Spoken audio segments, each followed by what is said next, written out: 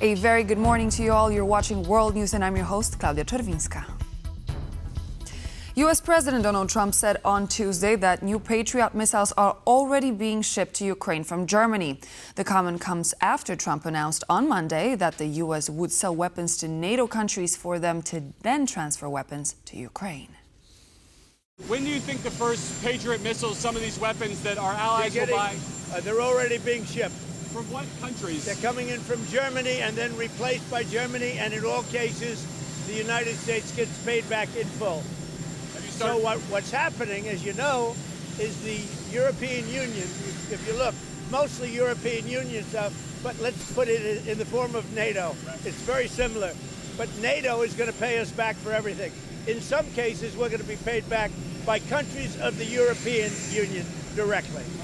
It is the aggressor who should pay, Polish Foreign Minister Radosław Sikorski said on the sidelines of the meeting of EU Foreign Affairs Council in Brussels, commenting that the purchase of American equipment earmarked for Ukraine should not be financed by European taxpayers, but from frozen Russian assets.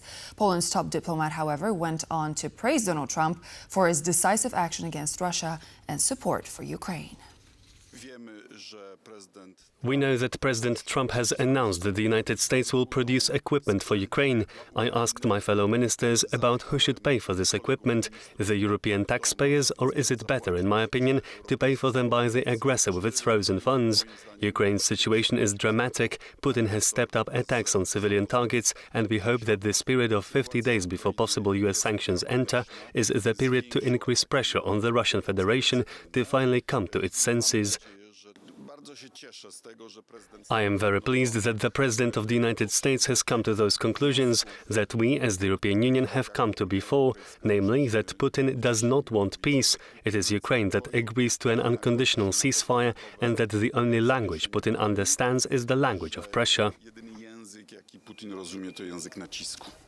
At least 11 people have been injured in an overnight Russian airstrike on Ukraine. Kharkiv came under intensive fire, with the regional governor saying that at least 17 explosions occurred in just 20 minutes. The governor said the strikes on Kharkiv were concentrated on a civilian enterprise in the city's Kyievsky district. Shahed drones attacked the facility, sparking fire and injuring at least 3 people. At the same time, the Russian army attacked the birthplace of Volodymyr Zelensky, Kryvyi Rih, in the Dnipropetrovsk region. The head of the city's military administration said multiple waves of drones hit the city, causing a large-scale blackout and injuring a 17-year-old boy. Russia also attacked the Vytsynia region, where a barrage of drones injured at least 7 people. Further explosions were also reported in Izmail in the southern Odessa region, but so far there are no reports of any casualties.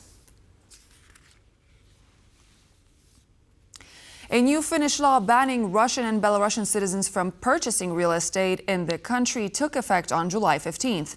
The move is part of a broader effort by authorities in Helsinki to bolster Finland's national security amid Russia's increasingly aggressive attitude towards the region.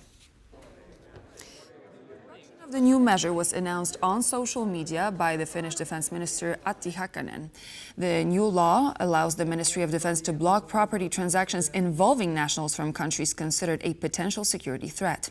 Under the law, officials in Helsinki identified Russia and Belarus as the countries to which the regulation applies. Previously, Finnish authorities could only block property purchases by Russian citizens on a case-by-case basis. The new law simplifies that process by introducing a blanket prohibition.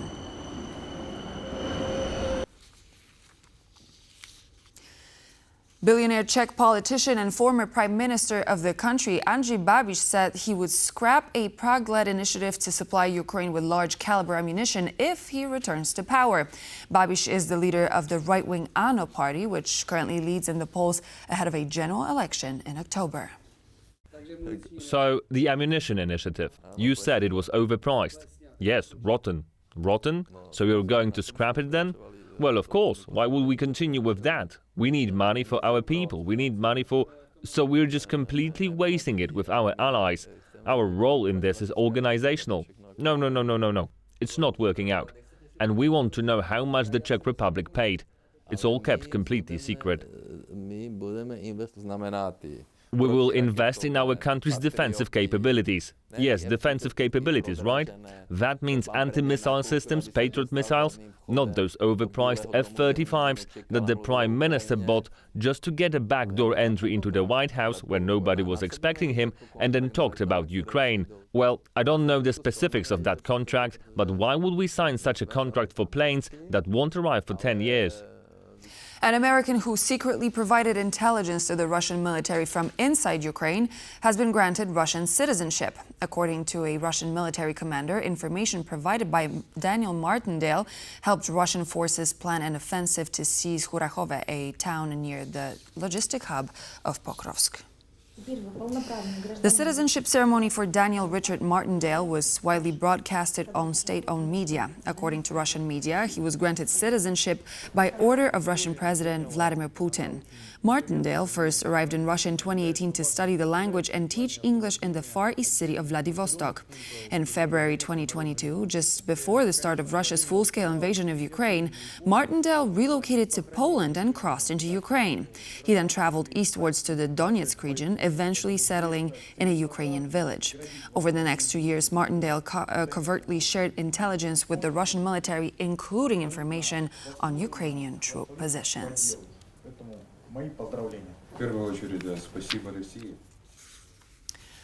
Motivated by the recently agreed-upon increase in defense spending across NATO, Estonia has decided to invest €17 million into military equipment. The purchase, however, isn't aimed at bolstering Tallinn's supply of reusable weapons, as Estonia spent the whole amount on hand grenades.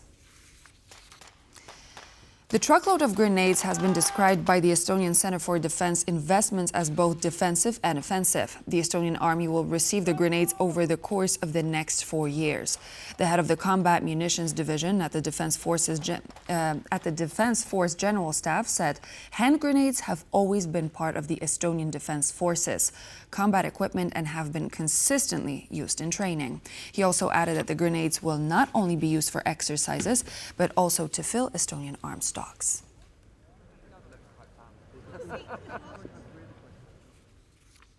Poland has submitted a demarche to the Holy See after 2 Polish bishops made inflammatory comments about Polish-German relations and the actions of the Polish government.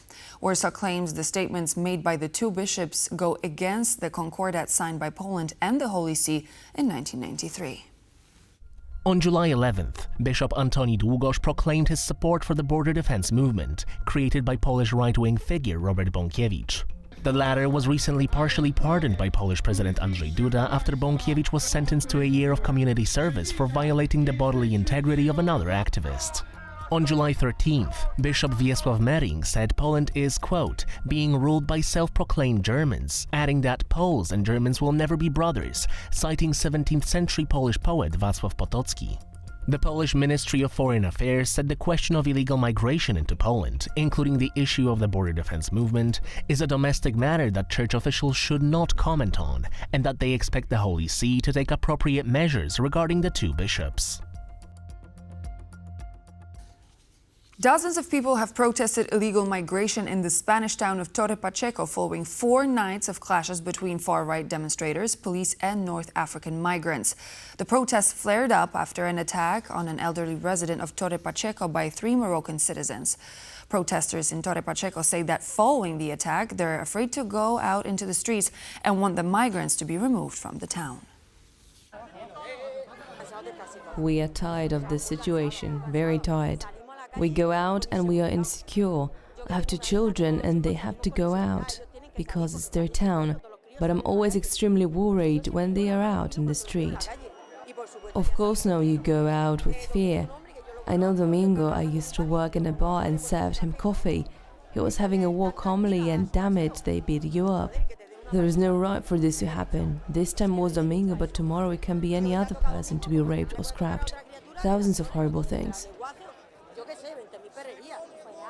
Out of here, those who are illegal should be out of here. My daughter lives in England with a job contract, certificate of no criminal records, letter of recommendation and level of English, plus her career.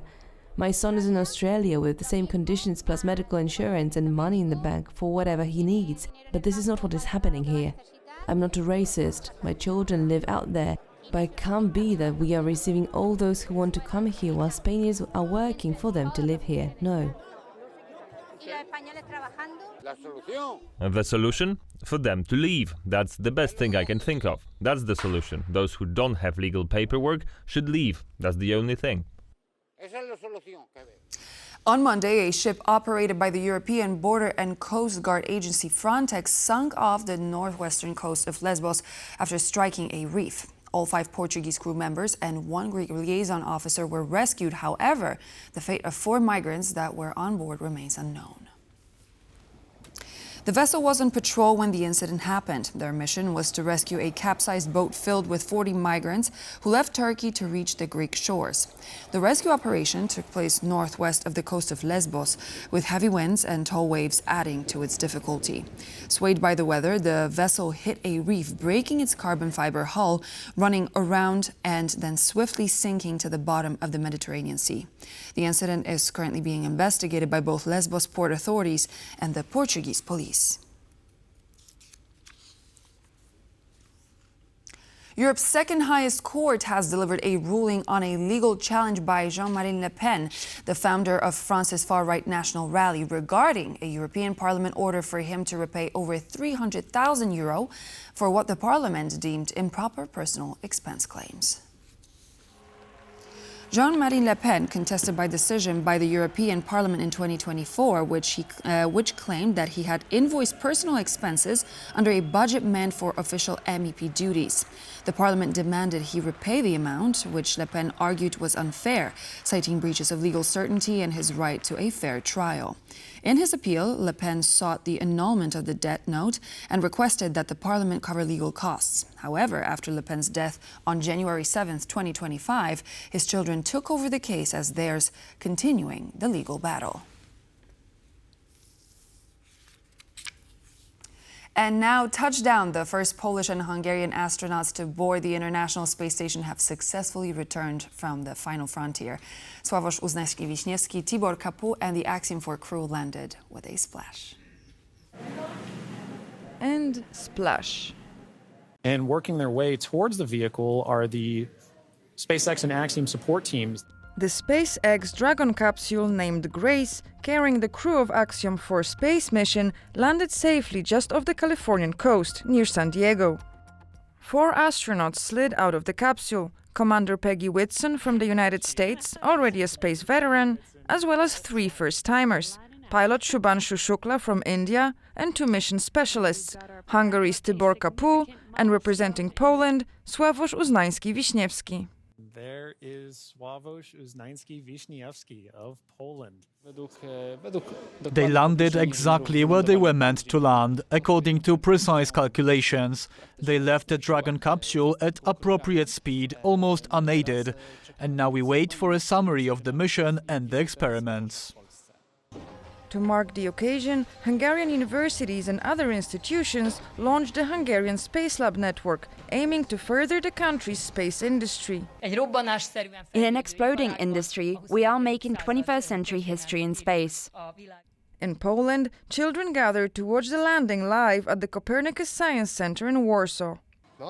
We are very proud and happy, and we hope he won't be the last one to fly, and that his mission will bring some benefits to the country. But now that the 2-week-long trip to space is over, the taxpayers who funded it might ask, what's the return on investment? So I believe that this mission has showed our whole society that this is possible, that Poland has the capability, both ambition-wise as well as technical-wise and money-wise, so we can do missions such as these. We pay membership fees to the European Space Agency, but the money isn't lost. Most of it comes back to Poland in the form of tenders. This capital allows to develop our space sector, because in Poland we have many companies in the space sector which cooperate with each other, but also, for example, with NASA, producing various components.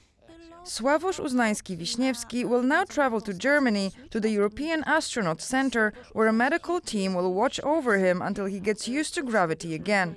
But this is not the end of his mission. It's just the beginning, because as every former astronaut, he now is going to be used extensively, and I hope so, and he should be absolutely extensively for many educational and PR activities for Polish space program. For sure, the second ever Polish astronaut will be in high demand upon return to Poland.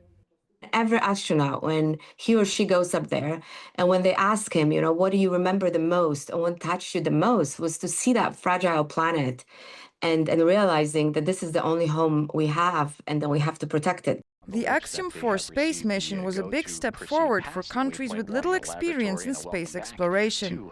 For TVP World, Natalia Komarov.